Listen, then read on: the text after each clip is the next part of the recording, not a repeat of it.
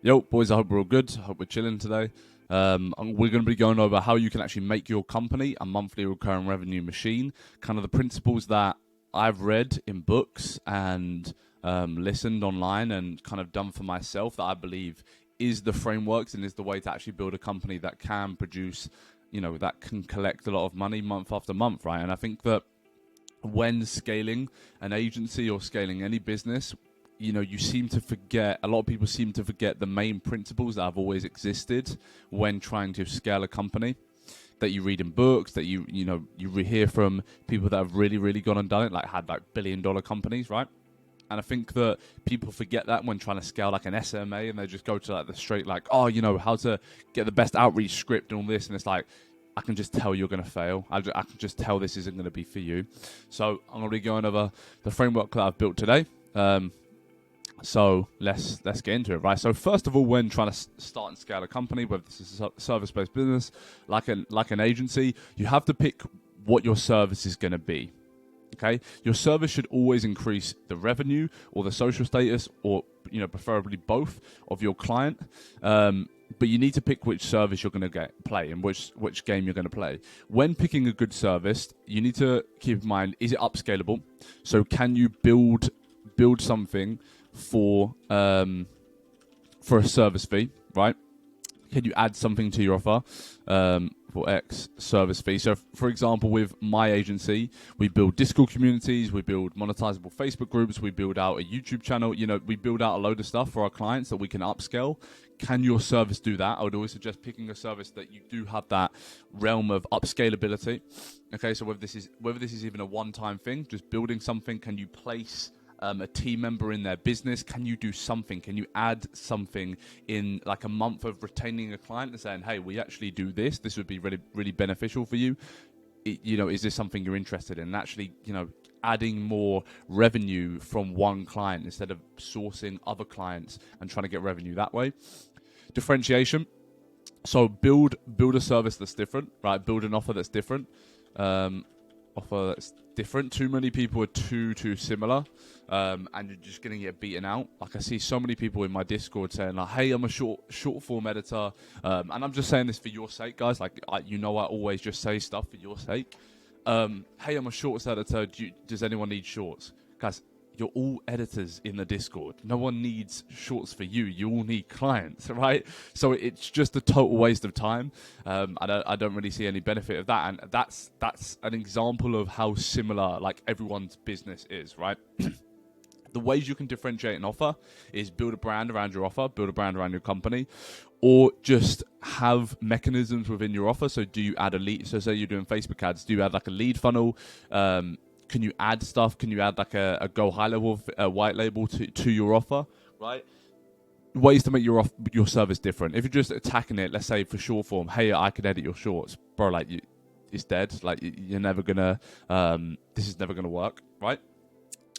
Service market fit. So, do the prospects you're attacking want your service? Like, is this something that people actually want? Okay, so do people want it? Because it is pointless building a company, building a brand around your service if people just don't want it. If it's just not that beneficial towards someone, then it's just not going to work. Like, the amount of times we've switched our offer, or we've pivoted to hit service market fit, and it's like, okay, we're seeing wavering replies, people booking calls, and it's like, yeah, it's just because it's so much easier to sell something when people want it. Like, think how hard it is to sell something to someone that just, they don't want it. Like, it's just difficult, right? So do people want your service? And the best way to figure this out is like, is everyone else in their niche doing it, right? So if you've got a niche that's really pushing short form, for example, or I don't know, roofing companies really need Facebook ads, right? Is everyone else in their niche doing it? Okay, so they probably want it. Okay? So, awareness. So, just increase your awareness around your niche. Okay. Second thing when building out a really good service is your irreplaceability. Can you be replaced? So you're seeing people with replace the media buyers using AI to kind of target Facebook ads within a SaaS offer, added with like a serviced SMA offer. So, yeah, just pretty much, I don't even write anything. Just, can you be replaced, right? Make yourself irreplaceable. Build out mechanisms, build out systems that's different, and your client really, really needs it, right? Let's visualize. I want you to visualize your service ending within a month. Put yourself in your client's shoes. Do they really need to sign back up? Is it fuck, they're irreplaceable? Okay, that goes on to my next thing when building out a really good service is retainability. Okay. Is your service something that they're going to pay month after month after month for? Okay, because it's that's why in my service, when we build a Discord community, we build a Facebook ad. We don't actually do it on a monthly. We just do a setup fee, right? We just do a one-time setup fee for our prospect, because it's it doesn't make sense. We set up the Facebook group, we set up the Discord, and just a reoccurring monthly payment for that when it's just already set up. I guess you could say management and stuff, but it's small stuff, right? So retainability. So for short form, for example, they need you month after month. Facebook ads, appointment setting is a little bit risky on that side, so you're gonna have to build out a different mechanism for that. But you need to be retainable. Okay, we've gone over that. Yeah, so this is really cool. So at what scale are you going to solve this problem? Because I see so many people saying, "Oh, hey Luke, I've figured out how to increase their revenue and social status. I'm going to do short form, and it's going to make them, get more inbound leads for their business and social status." Yes, it fairly does to a point, but you're fixing the problem at this scale. Okay, is it done for you? Is it done with you? Is it do it yourself? Pretty much. So this is your client's current situation, your service inputs, right? This is your service inputs, and then their desired situation. By posting a little bit of short form, just editing their clips, realistically, it's probably here on the scale of increasing their social status and revenue. Okay, it's yes, it will over time, but it's not guaranteed done, right? That's why you see programs such as maybe a Charlie Morgan's program, where it's his service inputs, the thing he does, so the information, the systems that he builds out, probably gets you pretty close to that desired revenue, desired situation. It's the service inputs is very, very much higher. So it's yes, okay, you might be increasing the revenue, you might be increasing the social status, but at what scale are you increasing that social status or revenue? At what scale are you doing that? And then it comes to value, right? How value is determined is the end scenario. So what is this desired situation from your client at the end of all this? What are they going to get? What's their reality like? And then times by the likelihood of achievement. So for example, if you want to increase their revenue, right, but you're just editing shorts, you're around here, because the likelihood of that you posting shorts, 30 shorts put for the month, yes, it will increase the revenue, social status, but it doesn't confirm it. It doesn't direct money straight away. Whereas maybe Facebook ads are around here. If you build out Facebook ads and then you build up a follow-up system and you build out an email list system, and you actually book calls for them, right? You're probably around here because you're really, really solving the problem. Your service inputs are really, really solving that problem for your client. Okay, so that's a really, really good way to kind of structure how good a service really is. That's why you see people charging really high for short form. It's not because they're doing shorts. Bro, that's dead, right? They're building out the entire personal brand to a point where it's very, very unlikely that they don't blow up on social media, that they don't really gain a really good following. Or for an appointment setting, if the program or the service you're signing up to is just they set a VA, you're solving the problem around here, right? But if it's a trained VA, if they've collected data, if they're outbound prospecting on every single social media platform, the service inputs to get just your desired situation is here, right? People just think, yes, I do this, and every service is the same, and we do it the same input. Okay, you guys aren't just, your service doesn't guarantee the outcome at all. Cool. And then for your service, before building your service, has to have a customer success vision. Okay, guys, this is not something to mess around with. The reason you're failing at the moment is because you're becoming too greedy with the money. You don't think about your client. You kind of just think about how can I make money? How can I make money quick and now? And I want payments in. But the truth is, think about any company that's ever been built. Has that ever been the philosophy behind it? Or in fact, are you seeing, or have you seen in the past where companies get too greedy, companies try and be too quick and too non-emotional and just act on money, that they actually end up falling down? They don't build a really sustainable brand. So a lot of people say, how can I make money quick? How's the quickest way to make the money? Your energy's in the wrong place. You should be thinking, how can I actually help my customer? How can I make this so fucking sick? Like, how can I make my service so sick that it's going to guarantee where my client wants to be? So imagine when your customer comes on board, right? So your client or customer, whatever you're doing for your company, you need to take into consideration their struggles, the pain they're currently feeling, the goals that they want to hit, and the emotional investment they have within your service. Okay, and once you really have a good vision of who you're bringing on board, you can really start building out, why was there a struggle in the past? What have they tried before that was potentially not too good? How can I build systems to guarantee success? How can I make it so the money they spend working with me and signing up with my company, that they're going to have a really high return on investment? Okay, what inputs can I do to make this customer success vision successful at the end? Okay, and this is probably something you've never thought about, and you're probably a little bit bored of this video because you're like, no, but I just want to know the outreach script. Like, tell me word by word what I need to write to get clients. It's like that. This isn't what this is, guys. Okay, so really have this out. Who are you bringing on board, right? And have you answered these questions, or have you built out the systems, or hired the team members to make this possible? It's really important. Cool. So. And then you want to go into what game you want to play. Okay? So the pricing structure of your business, of your SMA. A lot of people just go for the monthly retainer, but you're actually seeing offers being built that are built on a one-time purchase, and you're seeing that kind of become a little bit popular online. Obviously, the monthly retainer is brilliant. If it's really good, because obviously you get, the retained clients, but how do you want to structure your pricing? It doesn't have to be this like, it needs to be 800 USD per month. It needs to be 1K USD per month. Could you build out a Notion? Could you build out an entire service where it's completely done for you for a one-time purchase? Is that something you want to outbound for? Like, you need to be creative, right? The reason you're probably failing is because you're trying to copy everyone too much. It's constantly trying to be copied. Could it even be that you pay off results? So you're a commission structure. I mean, this is really going to help actually getting the client in the first place, right?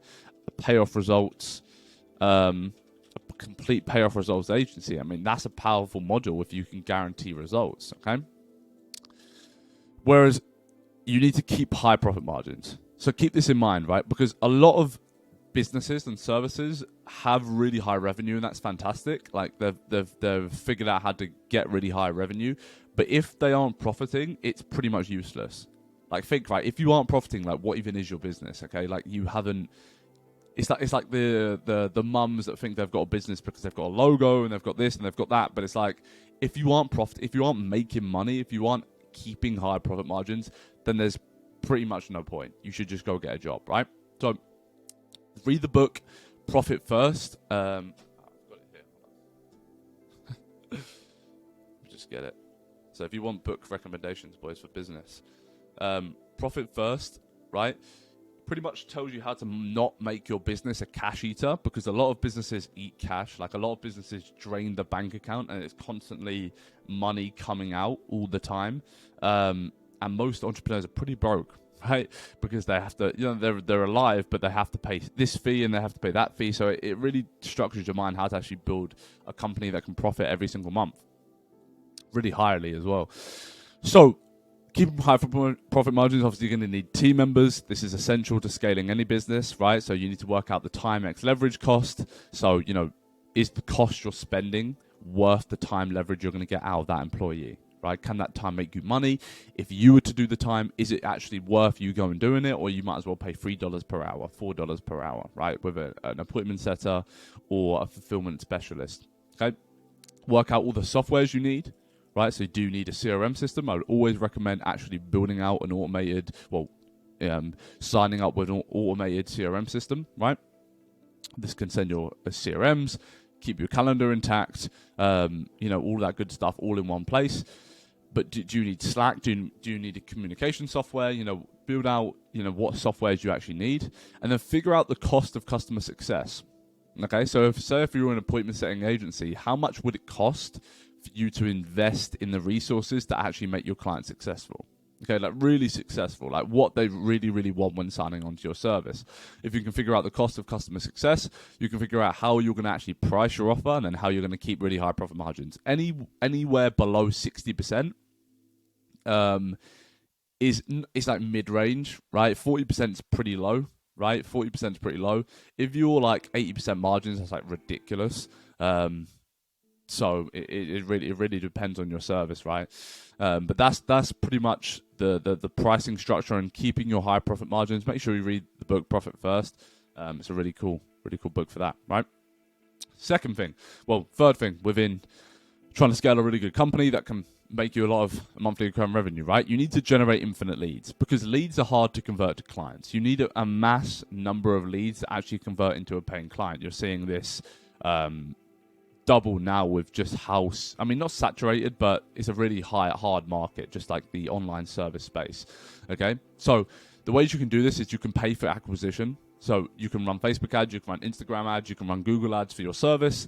So you need to figure out the cost per lead. How much does it actually cost you to acquire a lead? And then can you put them in some sort of free value /funnel/training, right? So you can build out, go high level, you can build out a free kind of funnel form, which is just going to, they can opt in for an email or a free training session, a free 30-minute training session, and then you can kind of convert.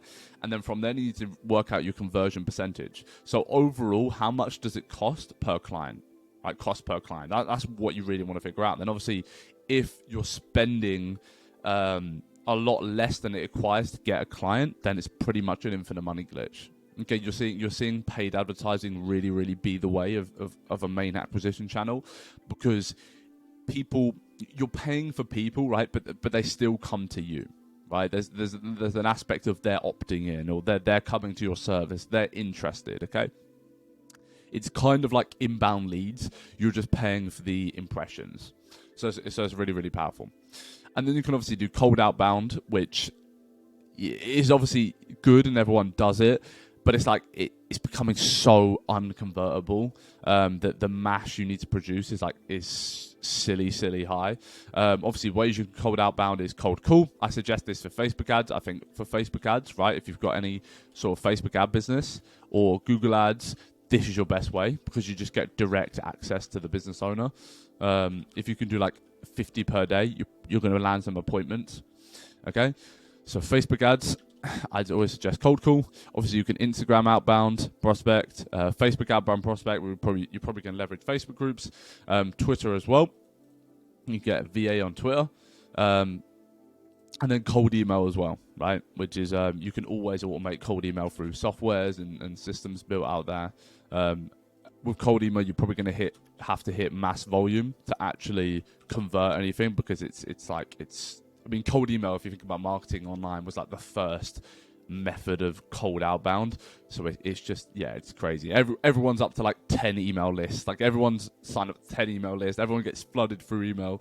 So you're really going to have to build out systems in that sense, right? But the main metric that you want to kind of source is how many on average messages do you have to send to book a call? Okay, if you can work out that number, so whether it's 200, 300, maybe even 400, and then minimize spend to hit that number. So how can you get to that number as cheap as possible? Okay, and then if you can redo that, maybe then collect data, actually figure out the best way to do it. So I obviously always suggest you should niche in your cold outbound. So I would always suggest in your first 3 to 4 weeks of outbound prospecting, just collect data, man. Like, does your service work on Twitter? Is your prospects on Twitter? Are they hanging out on Instagram? Are they open to replying on cold email? Is paid advertising the main way of acquisition? Okay, so your first 3 to 4 weeks of outbound, I suggest just collecting data. Find out where your prospects are hanging out. Okay, which room are they in?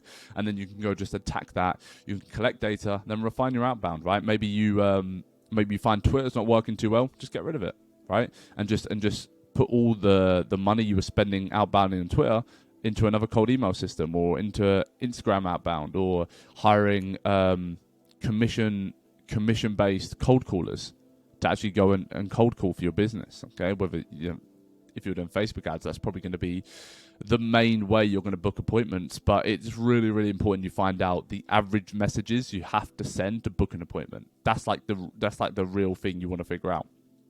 Okay, so once let's go through it, right? So the service inputs, the customer success vision, the pricing structure, generating infinite leads, how you can pay for acquisition, you can do cold outbound, and then this is the one, right? This is the main source for making huge sums of wealth online.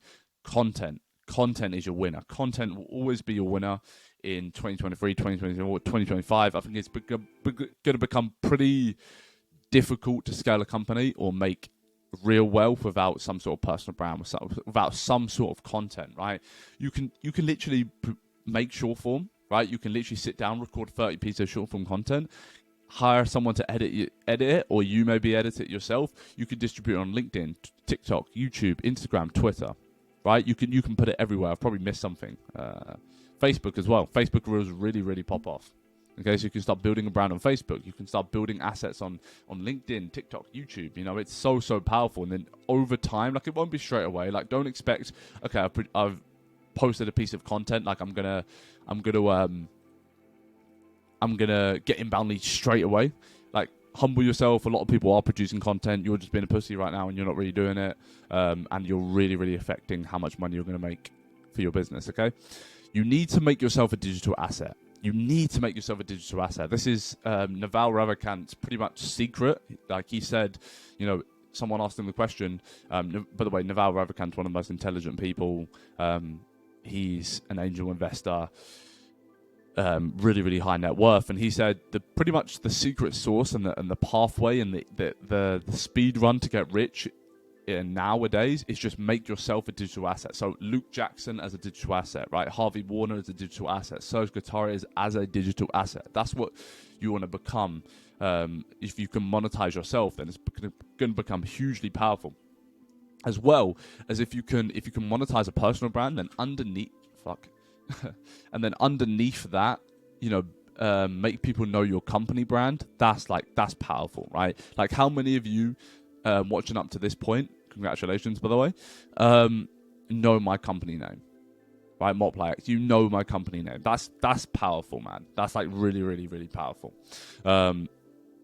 Right, so you need to start making yourself a digital asset. If you want to sustain wealth, if you want to build a company that can really do this, right, that can really, really make you wealthy and retire you and make the life you want to make, I think content is the most important thing you need to be focusing on, as well as building out everything else. But as long as this doesn't die, you've got a chance, right? If you don't have this, if this isn't growing, right, you're falling behind. People are getting way ahead of you at scale as well. You need to scale personal exposure, right? Build an audience who know you. The reason why building an audience online is so powerful is because not many people can do it. Many people are quite insecure and they don't really want to do it. And the good thing with that for us who just don't give a fuck and they want to make money is that you're scaling vulnerability to a point where people are going to tune in because they can't do it themselves, right? So if the reason why Andrew Tate's so interesting to watch is because he lives a life other people can't do. So you being on camera, you scaling your personal exposure is something other people can't do. So by definition, it's interesting. People are going to watch, okay? If you look at the winning CEOs right now, if you look at Serge Guattari of client acquisition, right? What has he done? He's scaled personal exposure. Everyone knows who Serge Guattari is now. Charlie Morgan of Easy Grow, right? I guarantee at least 90% of his leads are inbound, right? I guarantee everyone in his program's pretty much inbound. Same as Serge Guattari. Scaled personal exposure. Arturo Durat of SMA Origins, right? Scaled personal exposure. Graham Lupus, right? He's Empire Social. Scaled personal exposure. Where you want to be, right, is you want to be here. This is where you want to be. Okay? You want to make yourself amongst those names because this is how you're actually going to get exposure on your company. This is where you need to be. Okay, so I'm going to put this here amongst the boys. Right, but I'm scaling personal exposure. So how are you not going to start to get to know me, get to know my brand, and it's going to become very easy to buy off me, right? That's just the truth of it. And this is what everyone's doing now, and I think this is something you really need to focus on. Cool. So that's like building the personal brand assets, building the really, really good personal brand for your company. The next is the actual sales process. So what is the sales process behind actually getting a client on board for your business? First of all, you need to warm up your prospects. If through your acquisition channels, all your prospects you're getting on are cold, they don't really know your service, it's very dodgy, whether they even turn up's a question, you're going to have such a low converting rate, right? So how do we actually warm up a prospect? We send VSLs their way.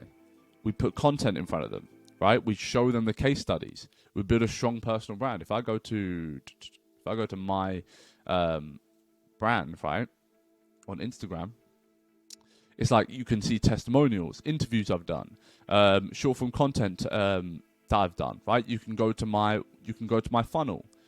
From my funnel, right? What do you see? Oh, okay, more VSLs, right? Oh, okay, more testimonials, right? This is powerful. Imagine someone books a call who's seen my content, right? They already know me to a point, right? And then they've gone through and they've seen the testimonials and they've seen the VSLs and they've seen the resources and they've seen everything, right? How warm are they going to be? They're going to be towards this green side, right? But right now, you're probably here. You've got a graphic account, or you've got an account that has got like 0 posts, and like the profile picture is a bit shy, and like it's just dead, and it's like no one's gonna be warmed up. They're just gonna they kind of despise you, if anything, especially if you're doing short form, because it's like you're not even talking about you don't even do it yourself. Like how are you gonna sell something you don't do, right? You're trying to grow someone's personal brand online when you don't know how to grow your own personal brand online, right? 0 case studies and 0 content assets. This is going to make your prospect in the red, right? And it's just very, very cold. They're going to get on the call and it's going to be the first time they've heard your voice, the first time they've heard about your service, the first time they've seen proof that this actually all works. And it just becomes very, very cold outbound. I wouldn't suggest. You need to plan the exit of this current state of people coming on who are very, very cold. Okay. Second thing is actually nailing down the sales process. So what is the marketing angle behind your service, okay? So why do prospects need your service? What's the benefits? What's the scare factors of this not happening, okay? So short form, for example, coaches, consultants, real estate, everyone needs an audience. Audience is going to win. If you have an audience, you're going to make money. Facebook ads, right? You need to scale advertising. You need to put people that are ready to buy. You need to put their product in their face. Appointment setting. You need appointments for your service business. Okay? If you don't do this, you're never going to book appointments. It's never going to work. If you don't do this, people are never going to see your products. You're never going to sell enough. If you don't do this, you're never going to build an audience. Okay? So you need to really, really nail down your marketing angle for your business. Okay? And the service you're actually pushing. The sales script, right? Follow a structure, don't act on instinct. Too many people, when they get on sales calls, they act a bit nervous, they act on instinct, they don't know the next thing they're going to say, they're just waiting for the response and then see what they're going to do after. Just by following that structure, by definition, it's going to become messy, you don't have any control. The whole point of a sales script is actually having the control. Okay, if you can have the control, then you're nearly there. Okay. Presentation. This presentations mainly case studies.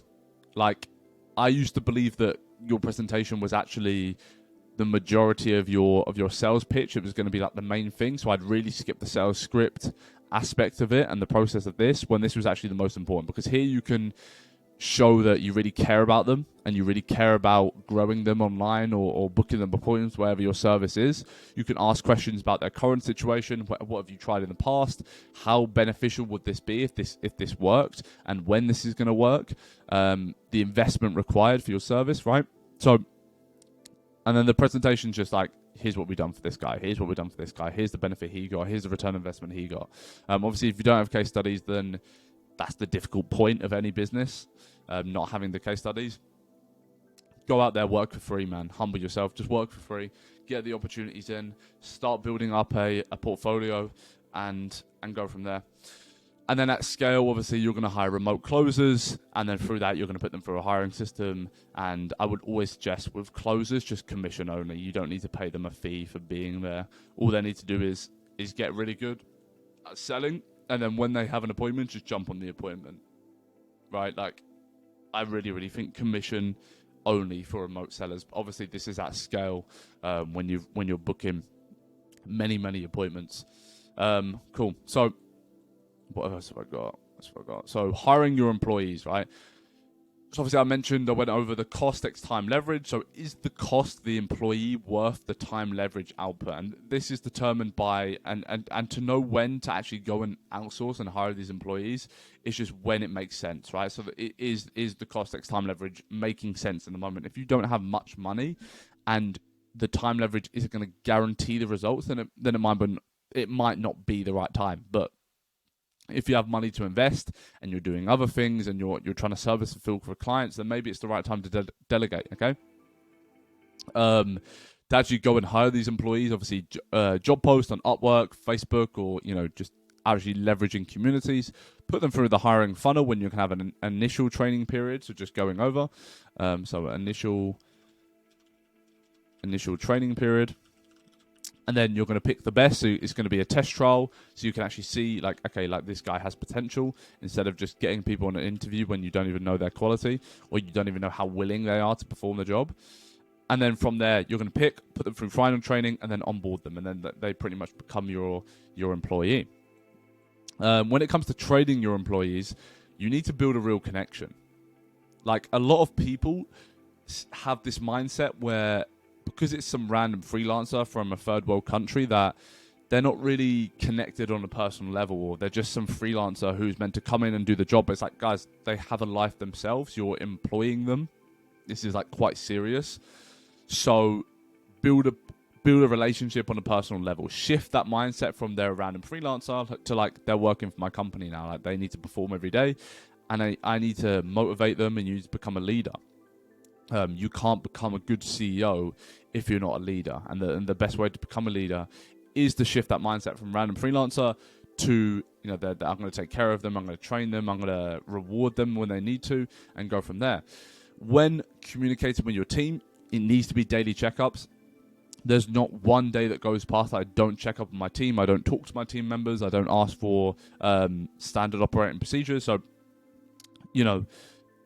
the checklist, or if there's appointments there, how many messages were sent, how many booked appointments, how many looms were requested, all of this good stuff, and then actually providing clear instructions and deadlines, because they're not going to understand your business like at the start, right? Like, it's your business. Preferably we could duplicate ourselves and become really, really good at the appointment setting or the service fulfillment, and kind of duplicate ourselves because we like to be in control of our own company. You essentially can by just training, okay? So the training system is literally just shadowing sessions. So this is actually just a one-on-one call where they share their screen and you just go over everything that they need to be doing, okay, and the things they're doing wrong. Can be quite boring, can be quite awkward, because you're just kind of sitting there with someone and just like, do this, do that, but it's what you're going to have to do, right? Loom training videos provide so much Loom training. This is how you do this. This is how you do this. They want confirmation that they're doing the job right. So in whatever way you can do this, providing Loom training videos, and then actually invest in courses as well. It's a fact that I've never ever edited a piece of short form content, right? The reason why I went straight to the fulfillment specialist, one, because I just thought it was more beneficial, which it was. Two, I just invested in a course. I invested in like a $500 editing course, and then built out the training system from there. Got the top editor in my system, in my team, to kind of do shadowing sessions and Loom training videos, and really built up their whole entire system. So that's a couple ways you can actually go about training your team members and actually making sure that, they're gonna perform the job.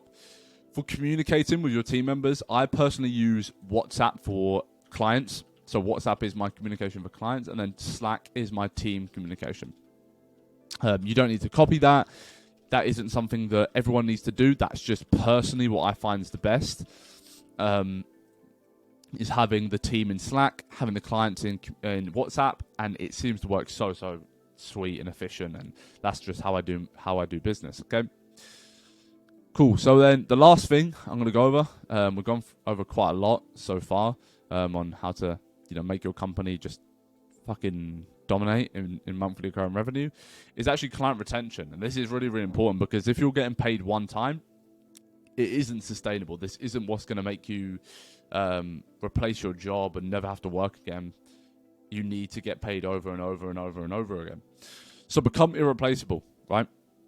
Build out systems within your service that genuinely make you irreplaceable. If you can be replaced after 2 to 3 months, that's why I suggest, if you're building out like a community, have a different offer as well. There is a monthly retainer, and just have that as a setup service fee, because you're unretainable. You're just replaceable after the second month, because you're not essentially doing anything. And then obviously client retention, the main reason they signed up is because they believed you could deliver the service. That's all they really care about. Like, the other stuff is adding on energy to actually retain the client. But overall, if you have 10 out of 10 service delivery, they're going to work with you for a very, very long time. They're going to like you more, and they're going to warm up to you more.